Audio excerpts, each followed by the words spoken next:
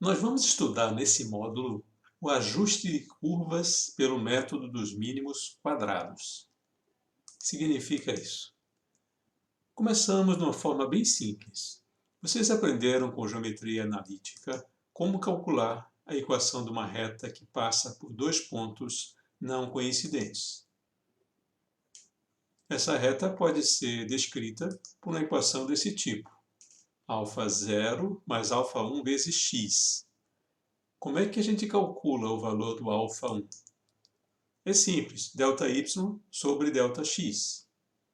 E o valor do α0 é fácil de calcular, se a gente já tem o valor do α1, basta pegar um ponto, onde a gente conhece as coordenadas x1 e y1, e está feito. Pronto, temos a equação da reta que passa por dois pontos. Se nós tivermos uma coleção maior de pontos, por exemplo, 3 pontos, se eles não estiverem alinhados, eu não consigo passar uma reta pelos 3 pontos ao mesmo tempo. Mas eu posso encontrar uma reta que melhor se aproxima desses 3 pontos.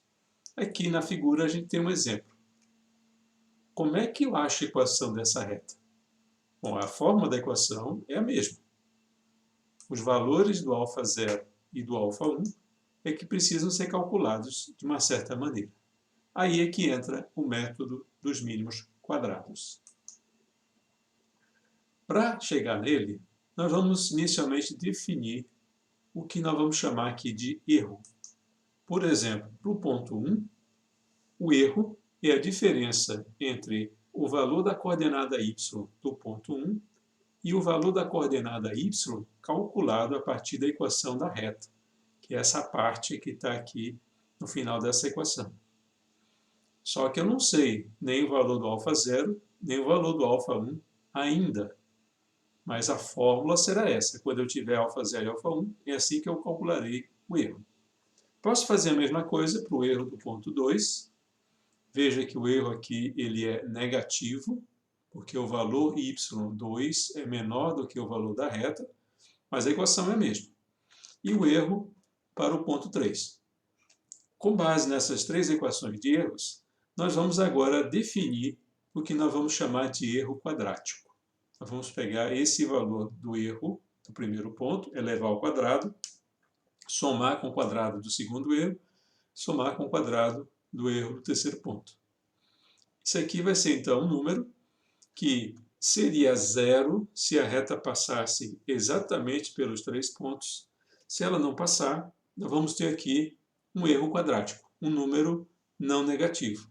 Um número que, quanto menor, melhor.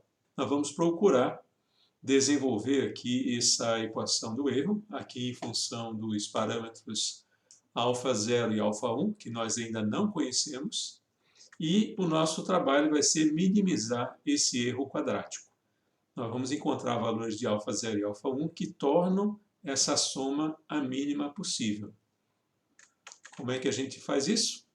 Nós pegamos essa equação aqui e derivamos ela em relação a α0 e igualamos a zero.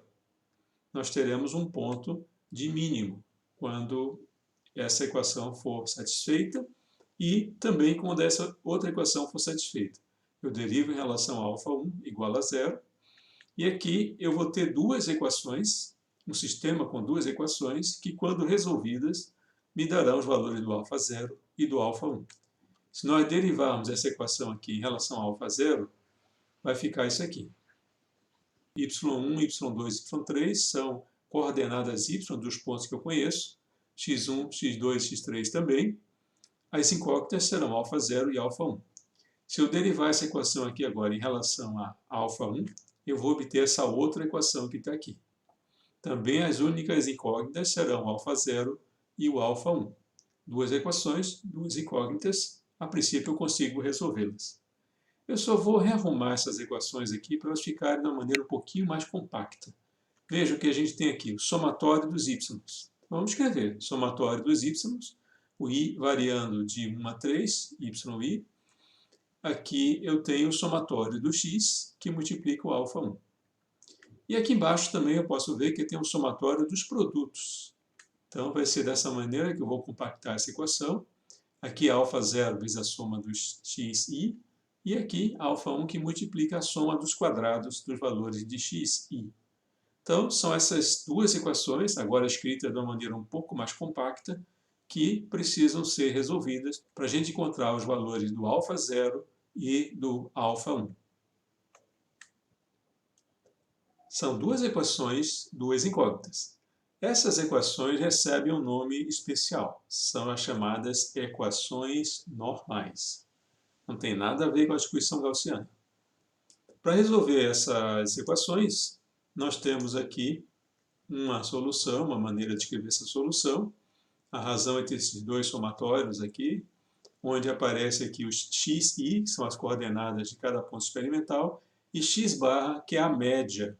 No caso aqui são 3 pontos, a média dos 3 valores de x, y barra é a média dos 3 valores de y. É só substituir aqui e a gente calcula o alfa 1, e com o valor do alfa 1, nós calculamos o alfa 0, usando aqui os valores x barra e y barra.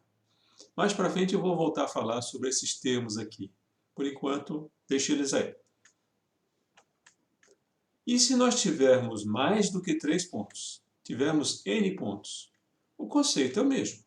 Nós vamos encontrar a equação da reta que melhor representa a relação linear entre x e y. A equação vai ser a mesma, e os valores do alfa 1 e do alfa 0 nós vamos calcular a partir também desse somatório dos erros quadráticos, que agora tem n termos. Quando a gente escreve de maneira explícita, nós derivamos isso aqui em relação a alfa 0 e alfa 1 e geramos novas equações normais, agora com o somatório variando de 1 até n. A solução dessas equações normais segue o caminho anterior, só que nós vamos usar uma nomenclatura um pouco diferente para isso. Vamos definir esses termos aqui, SXY, dessa forma. É o somatório desses produtos aqui, xi menos x barra, yi menos y barra, que pode ser reescrito dessa outra maneira, se você preferir. As duas equações resultam no mesmo valor, e o SXX vai ser o somatório do quadrado dessas diferenças entre cada xi e o x barra, que pode ser desenvolvido esse quadrado perfeito e a gente chega nessa outra forma dessa expressão que está aqui. Ambas são similares. E já aproveitei o slide para definir o SYY, que nós vamos usar um pouco mais tarde. Mas calculando esses valores do SXX e o SXY, nós temos condições de calcular o alfa 1 e o alfa 0, que vão ser os valores que levarão a reta que melhor se ajusta àquele conjunto de n pontos. Um exemplo.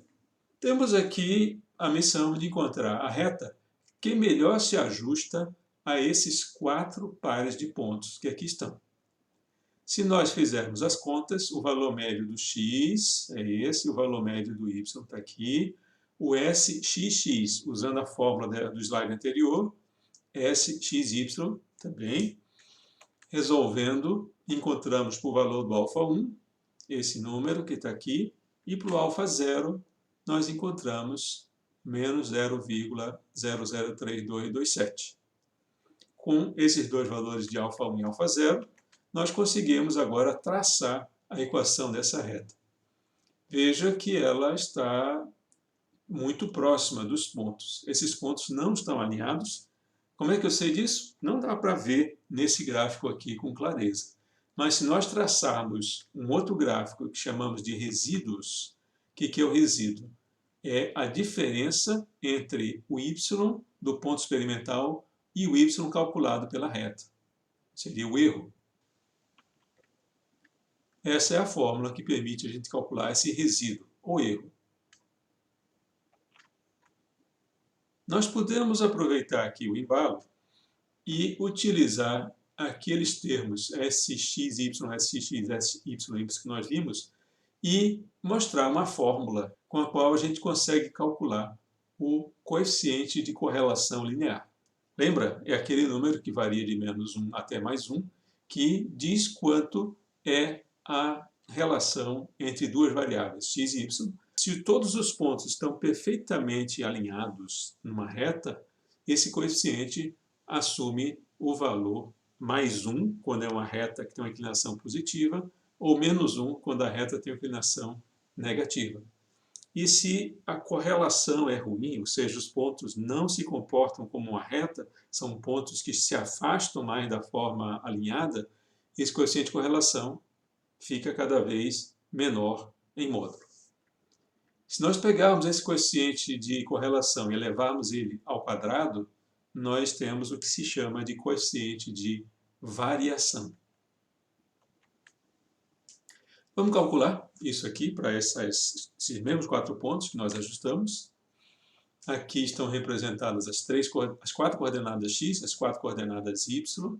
Aqui estão os valores médios, as diferenças entre x e o valor médio, para o primeiro ponto, para o segundo, mesma coisa y menos y médio.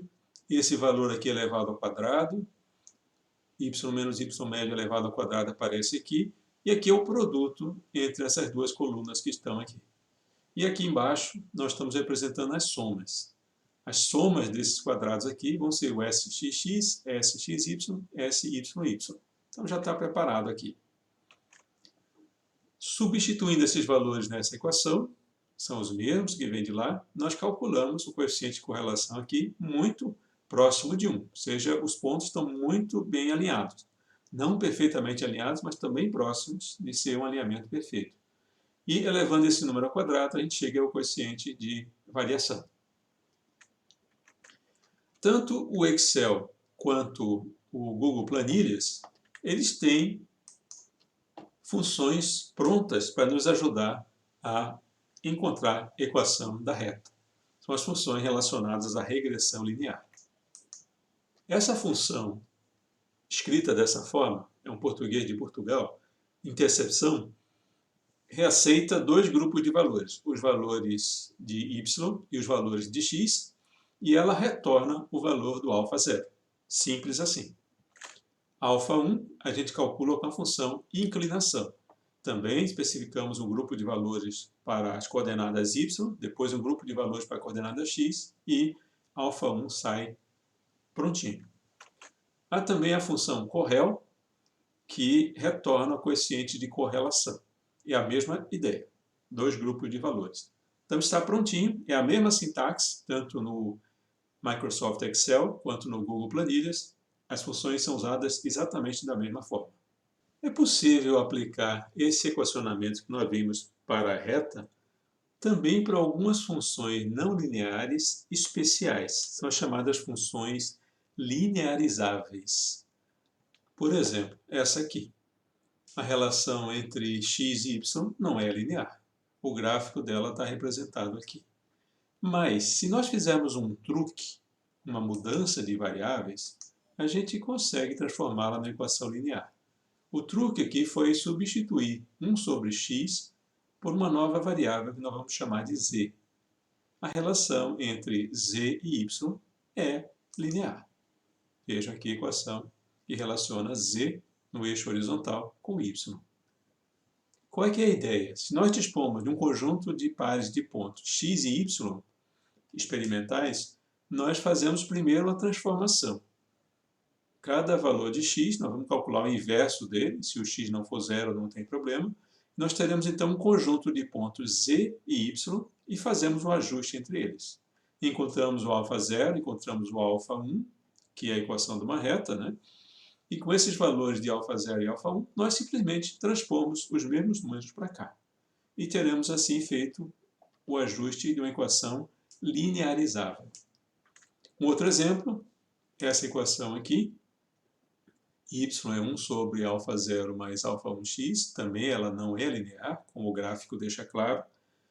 Fazemos aqui também uma troca de variáveis. Se nós escrevermos assim o inverso de y e o inverso desse lado aqui, nós vamos ter dessa forma.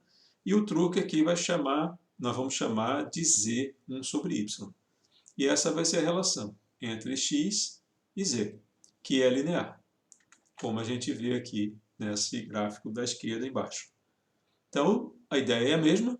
Eu tenho pares de pontos x e y experimentais. Eu vou fazer essa conta. eu vou 1 sobre y, eu vou chamar de z, faço o ajuste entre x e z, encontro os valores de α0 e α1, que serão os mesmos que eu vou usar aqui. Outro truque nós podemos fazer em equações desse tipo.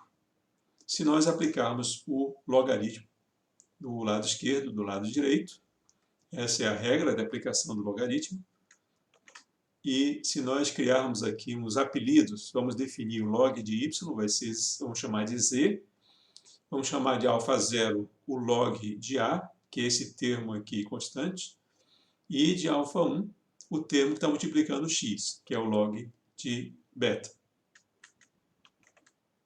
A equação, então, se nós usarmos essa nomenclatura, fica α0 mais x vezes α1, que é uma equação linear.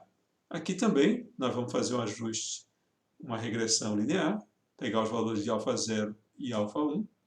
Com os valores de α0 e α1, eu calculo então aqui o alfa e calculo o beta.